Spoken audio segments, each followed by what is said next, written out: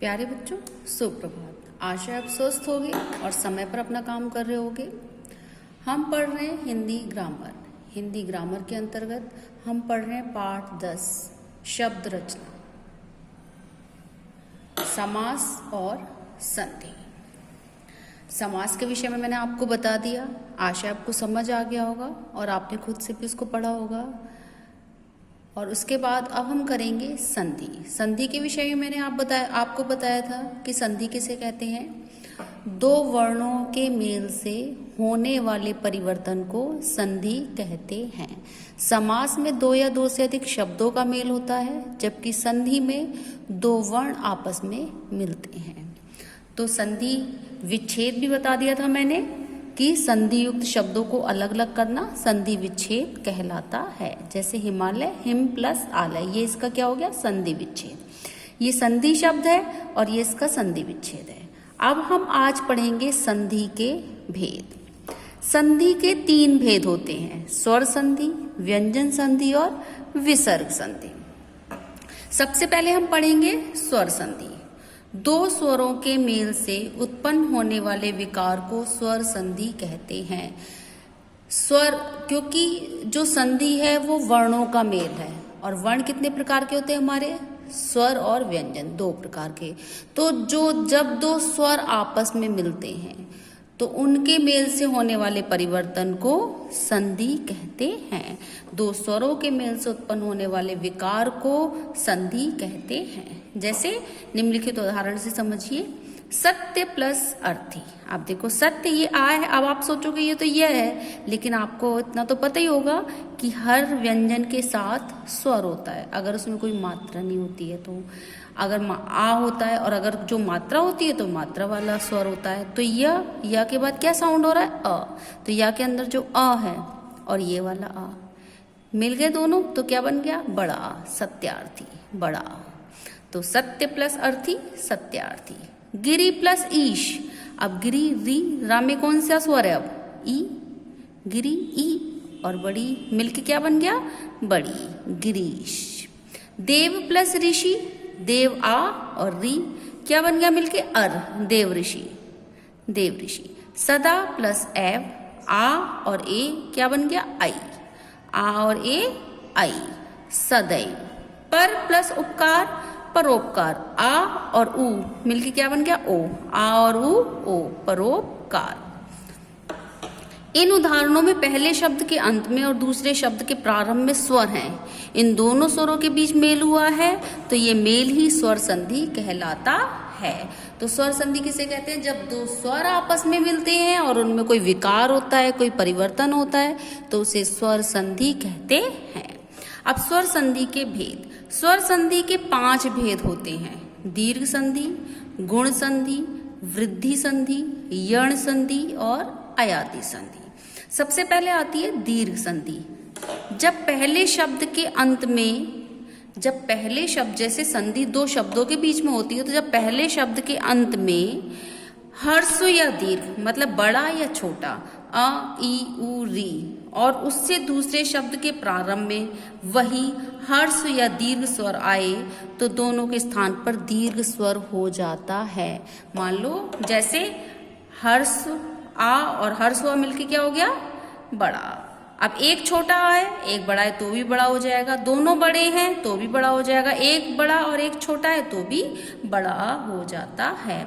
अब दीर्घ स्वर तुम्हारे कितने होते हैं और हर्ष स्वर वही छोटा बड़ा, तो ये होते हैं ना 4, 1 2 3 4 5, 4 होते हैं। ये देखो, छोटा ऊ, बड़ा ऊ, 1 2, छोटी बड़ी 4, और ये 5 6 होते हैं ये छोटे बड़े। तो बाकी तो सारे अलग होते हैं, दीर्घ और हर्ष इतने ही होते हैं। हर्ष स्वर कितने होते हैं, 4 होते हैं हर्ष स्वर। हिंदी में तो री एक ही होती है, लेकिन संस्कृत में री 2 होती है, एक बड़ी और एक छोटी। तो अभी हम हिंदी पढ़ रहे हैं तो री इसमें इसलिए बताया नहीं इन्होंने।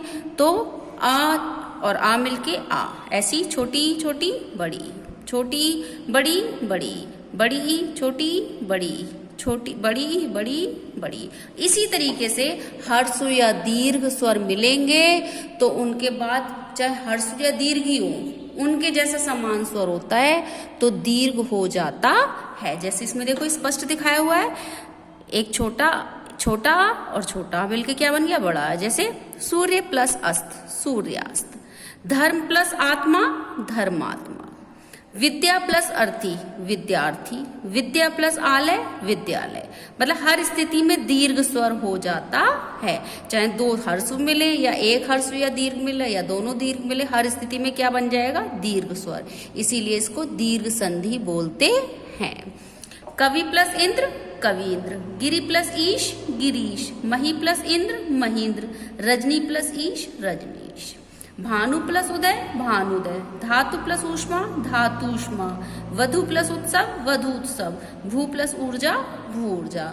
तो हर्ष या दीर्घ आय, आ ई उ के बाद हर्ष या दीर्घ आ ई उ कोई भी आए तो उसके स्थान पर हमेशा दीर्घ स्वर हो जाता है।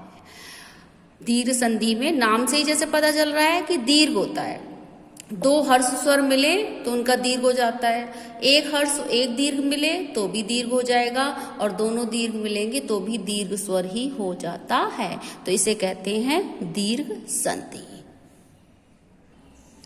दीर्घ संधि के बाद आता है गुण संधि। जब आ के बाद ई या ई आए तो दोनों मिलकर ए उ या उ आए, दोनों मिलकर ए हो जाते हैं। मान लो आ और आ के बाद या ई आए तो दोनों मिलकर क्या हो जाएंगे, ए। आ प्लस ई, ए। और ऊ आए तो ओ, ऊ या ऊ आए तो ओ। जैसे आ प्लस ई, ए। आ प्लस ई, ए। चाहे बड़ी ई हो चाहे छोटी ऊ हो, चाहे बड़ा ऊ हो या छोटा ऊ हो, चाहे छोटा ऊ हो या बड़ा ऊ हो, चाहे बड़ा आ हो या छोटा आ हो। मतलब आ प्लस ई, ए। चाहे वो छोटा आ हो, बड़ा आ हो, छोटी ई हो, बड़ी ई हो। आ प्लस ई, ए। सुर प्लस इंद्र, सुरेंद्र। हृदय प्लस ईश्वर, हृदयेश्वर। महा प्लस इंद्र, महेंद्र। रमा प्लस ईश, रमेश। आ प्लस ई, ए। आपको ये याद रखना है कि आ और ई का मेल होने पर ए बनता है। ए को संयुक्त स्वर भी कहते हैं, ए आई ओ ये होते हैं, इनको संयुक्त स्वर भी कहते हैं क्योंकि ये दो स्वरों से मिलके बनते हैं। तो ए किससे मिलके बनता है, आ और ई। चाहे वो छोटा आ हो चाहे बड़ा हो, छोटी ई हो चाहे बड़ी ई हो। आ प्लस ई, ए। आपको इतना ध्यान रखना है, आ प्लस ई, ए। ऐसे ही आ प्लस उ, ओ। आ प्लस उ, ओ। और बड़ा ओ, बड़ा आ हो चाहे छोटा आ हो, बड़ा ऊ हो चाहे छोटा ऊ हो। आ प्लस उ, ओ। जैसे सूर्य प्लस उदय, सूर्योदय। महा प्लस उदय, महोदय। सागर प्लस ऊर्मी, सागरोर्मी। महा प्लस ऊर्जा, महोर्जा। राज प्लस ऋषि, राज ऋषि। महा प्लस ऋषि, महर्षि। मतलब आ और री होकर अर, आ और री अर, आ और री अर। राज प्लस ऋषि, राज ऋषि। महा प्लस ऋषि, महर्षि। तो गुण संधि में आ और ई, ए। आ और उ, ओ। और आ और री अर। ये दीर्घ संधि की पहचान है। गुण संधि, गुण संधि में आ ई, ए। आ उ, ओ। और आ और री अर बनते हैं तो उनका गुण हो जाता है। जब आ या आ के बाद ई या ई आए तो दोनों मिलकर ए हो जाते हैं। आ या आ के बाद ऊ या ऊ आए तो दोनों मिलकर ओ हो जाता है। और आ या आ के बाद री आए तो अर बन जाता है। आगे समझ। अब हम पढ़ेंगे वृद्धि संधि। वृद्धि संधि, यदि आ या आ के बाद ए या आई आए तो दोनों के स्थान पर आई हो जाएगा। आ या आ के बाद आ या आ के बाद ए या आई आए तो हर स्थिति में क्या होगा, वृद्धि हो जाएगी, आई हो जाएगा, आई। और आ या आ के बाद ओ या औ आए तो दोनों का क्या हो जाएगा, औ। ये होती है वृद्धि संधि। आ प्लस ए, आई। आ प्लस आई, आई। आ प्लस ए, आई। आ प्लस आई, आई। मतलब हर परिस्थिति में क्या बनेगा, आई। आ के बाद ए आई कुछ भी आए तो क्या बन जाएगा, आई। और आ के बाद ओ आए या बड़े आ के बाद ओ आए या औ आए तो क्या बन जाएगा? औ। हर परिस्थिति में क्या बन जाएगा? औ। जैसे लोक प्लस ऐषणा, लोकेषणा। राज प्लस ऐश्वर्य, राजैश्वर्य। तथा प्लस एव, तथैव। महा प्लस ऐश्वर्य, महेश्वर्य। तो आ या आ के बाद ए या आई आए तो क्या बन जाएगा? आई। और आ प्लस ओ, औ। आ प्लस औ, औ। जैसे जल प्लस ओष, जल प्लस ओग, जलौग। परम प्लस औषध, परमौषध। महा प्लस ओज, महोज। महा प्लस औषधि, महौषधि। तो ये होती है वृद्धि संधि, मतलब वृद्धि हो जाती है। आ या आ, छोटे या और बड़े आ के बाद यदि ए आई आए तो आई हो जाता है, और ओ और औ आए तो औ हो जाता है। इसके बाद आती है हमारी यण संधि। यदि हर्स्व या दीर्घ, हर्स्व या दीर्घ का मतलब तो आप समझते होंगे, छोटे या बड़े। ई या ऊ और री के बाद, ई ऊ और री के बाद कोई असमान स्वर आए, मतलब इनके जैसा ना आए, कोई दूसरा स्वर आए, तो ई का क्या हो जाता है? ई और ई का क्या हो जाएगा? या। ऊ का व, और री का रा हो जाता है। यण संधि में ई का या हो जाता है, ऊ का व हो जाता है, और री का आ हो जाता है, चाहे वो छोटी ई हो चाहे वो बड़ी ई हो। जैसे ई प्लस आ या, ई प्लस आ या, ई प्लस ऊ यू, ई प्लस बड़ा ऊ यू। मात्रा बदल जाएगी उसकी, ई का तो या होगा, और जो भी स्वर बाद में आएगा मात्रा उसकी लग जाएगी। आया समझ? जैसे मान लो ई का केवल या होना है, लेकिन अगर ई के बाद स्वर कोई और है, अगर ए है तो ए की मात्रा लग गई। ई का या होगा, ये नहीं बदलेगा, ई बदलेगा, ये वाले स्वर नहीं बदलेंगे, ई बदलेगा। जैसे अति प्लस अंत, अत्यंत। अत्यंत, ये ई ता तो है, ये ई है जो मात्रा, ये क्या बन गई? या। अब ता तो अकेला रह गया ना, स्वर निकल गया ता में से, तो ता आधा हो गया, तो ता यहाँ आधा आ गया। अत्यंत। अति प्लस आचार, अब ता तो आधा रह गया क्योंकि ई का क्या बन गया? या, और बड़ा है तो बड़े या की मात्रा लग गई, अत्याचार। प्रति प्लस उपकार, अब प्रति ई का या बन गया, ता आधा रह गया, अब ऊ से इसका मेल हो रहा है तो ऊ कहाँ गया? मात्रा के रूप में, प्रत्युपकार।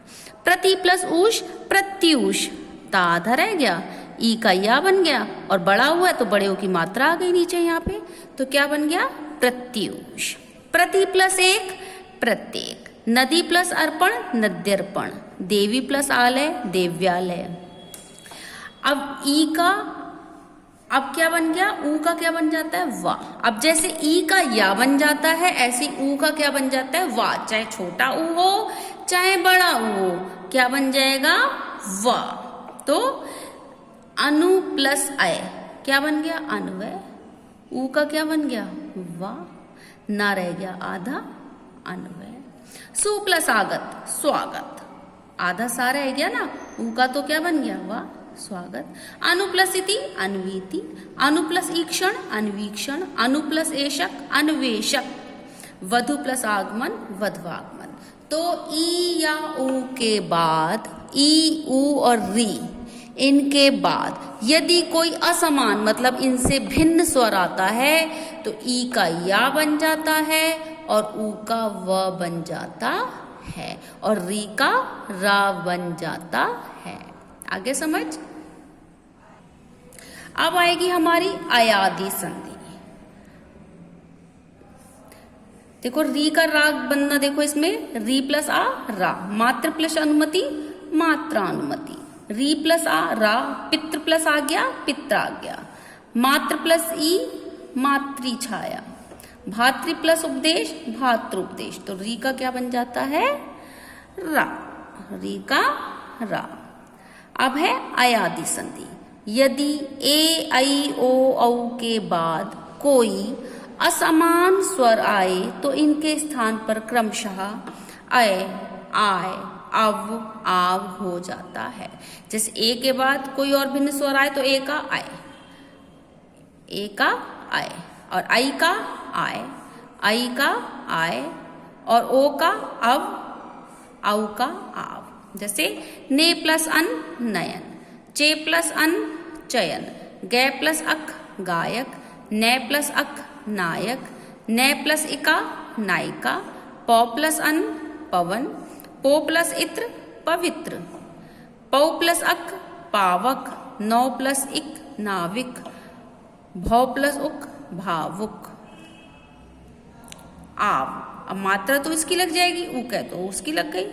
आगे समझ। तो यदि ए आई ओ औ के बाद कोई असमान स्वर आए तो इनके स्थान पर क्रमशः ए के स्थान पर आए, आई के स्थान पर आए, ओ के स्थान पर अव और औ के स्थान पर आव हो जाता है। अब वो ये जैसे उसमें यण संधि में था, मात्रा उसकी पीछे ई के स्थान पर जैसे या हुआ और जिस स्वर से मेल हो रहा है मात्रा उसकी लगेगी बाद में, तो ऐसी इसमें है।